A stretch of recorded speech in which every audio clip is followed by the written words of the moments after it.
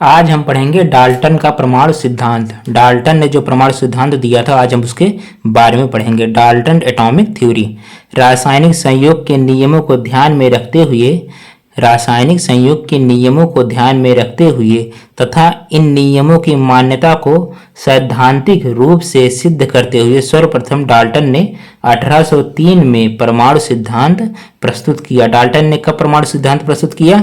1803 ईस्वी में। 1803 ईस्वी में, सोचिए कितने पहले किया था। 1803 ईस्वी में परमाणु सिद्धांत प्रस्तुत किया। रासायनिक संयोग के नियम को हम, अगर आप पढ़ना चाहते हैं, इसका लिंक हम डिस्क्रिप्शन बॉक्स में डाल देंगे, आप वहां से पढ़ लीजिएगा। ठीक। डाल्टन के परमाणु सिद्धांत की परिकल्पना। डाल्टन ने क्या परिकल्पना की थी? अपने अध्ययन से और जो है उसकी खोज से क्या परिकल्पना की थी कि परमाणु कैसा हो सकता है। नंबर पहला, प्रत्येक तत्व अनेक सूक्ष्म कणों से मिलकर बने होते हैं। किसने कहा? डाल्टन ने कहा प्रत्येक तत्व अनेक सूक्ष्म कणों से मिलकर बने होते हैं, जिनको हम परमाणु कहते हैं। जिनको हम क्या कहते हैं? परमाणु कहते हैं। परमाणु किसे कहते हैं? अणु किसे कहते हैं? यौगिक तथा तत्व के बारे में अगर आप पढ़ना चाहते हैं तो इसका लिंक हम डिस्क्रिप्शन बॉक्स में डाल देंगे, आप वहां से पढ़ लीजिएगा। ठीक। नंबर दूसरा, डाल्टन ने क्या कहा?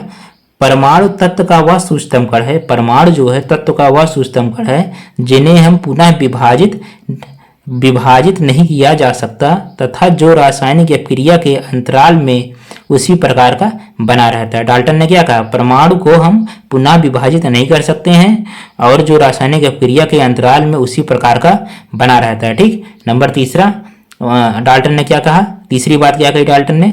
एक ही तत्व के परमाणु का द्रव्यमान एवं अन्य सभी गुणों में समान होते हैं। डाल्टन ने क्या कहा? एक ही तत्व का परमाणु और द्रव्यमान एवं अन्य सभी गुणों में समान होते हैं। डाल्टन ने कहा एक ही तत्व का परमाणु क्रमांक तथा द्रव्यमान संख्या और अन्य सभी गुण समान होते हैं। ठीक। नंबर चौथी बात क्या कही?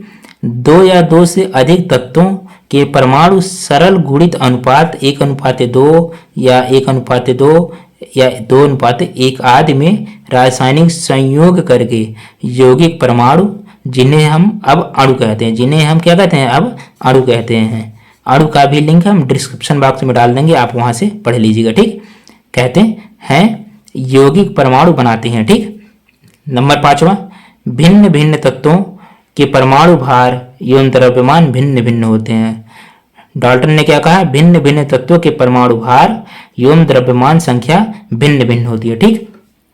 आगे देखिए, डाल्टन के परमाणु सिद्धांत के लाभ। डाल्टन के परमाणु सिद्धांत के कौन कौन से लाभ हैं? नंबर पहला है आपका, यह सिद्धांत रासायनिक संयोग के नियमों की व्याख्या करता है। यह सिद्धांत जो है रासायनिक संयोग के नियम की क्या करता है? व्याख्या करता है। रासायनिक संयोग का नियम किसे कहते हैं? इसका लिंक हम डिस्क्रिप्शन बॉक्स में डाल देंगे, आप वहां से पढ़ लीजिएगा। ठीक।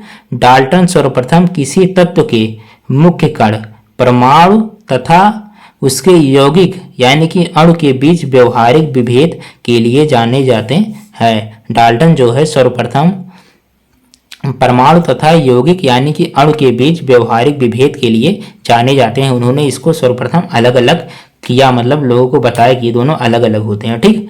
डाल्टन के परमाणु सिद्धांत की कमियां। डाल्टन के परमाणु सिद्धांत की कौन कौन सी कमियां थी? नंबर पहला, इलेक्ट्रॉन, प्रोटॉन और न्यूट्रॉन परमाणु के मुख्य घटक है। डाल्टन ने क्या कहा था?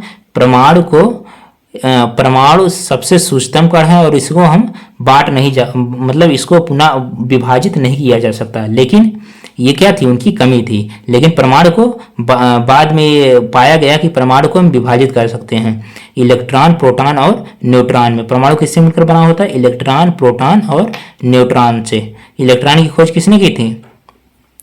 इलेक्ट्रॉन की खोज की थी जे टॉमसन ने, प्रोटॉन की रदरफोर्ड ने और न्यूट्रॉन की चैडविक ने। इन लोगों ने जब इन तीनों की खोज की तब पता चला परमाणु जो है इन तीनों से मिलकर बना होता है। ठीक। नंबर दूसरा कमी क्या थी? एक ही तत्व के परमाणुओं का भार कुछ भिन्न हो सकता है। एक ही तत्व के परमाणुओं का भार कुछ भिन्न हो सकता है, जिसे हम कहते हैं समस्थानिक। समस्थानिक किसे कहते हैं? इसकी लिंक हम डिस्क्रिप्शन बॉक्स में डाल देंगे, आप वहां से पढ़ लीजिएगा। ठीक। समस्थानिक किसे कहते हैं? आगे देखिए, भिन्न भिन्न तत्वों के परमाणुओं के भार समान हो सकते हैं। भिन्न भिन्न तत्वों के परमाणुओं के भार समान हो सकते हैं। नंबर चौथा, समान प्रकार के परमाणुओं से बने पदार्थों के गुण भी भिन्न भिन्न हो सकते हैं। समान प्रकार के परमाणुओं से बने पदार्थों के गुण भिन्न भिन्न हो सकते हैं। नंबर पांचवा, अनुपात जिसमें विभिन्न परमाणु संयोग करके यौगिक बनाते हैं स्थिर और अविभाज्य हो सकता है। वह अनुपात जिसमें विभिन्न परमाणु संयोग करके यौगिक बनाते हैं वह स्थिर और अविभाज्य हो सकता है, परंतु सरल नहीं हो सकता। ठीक, ओके, थैंक यू। अगर समझ में आ गया हो तो प्लीज़ चैनल को सब्सक्राइब कर दीजिएगा। Thank you.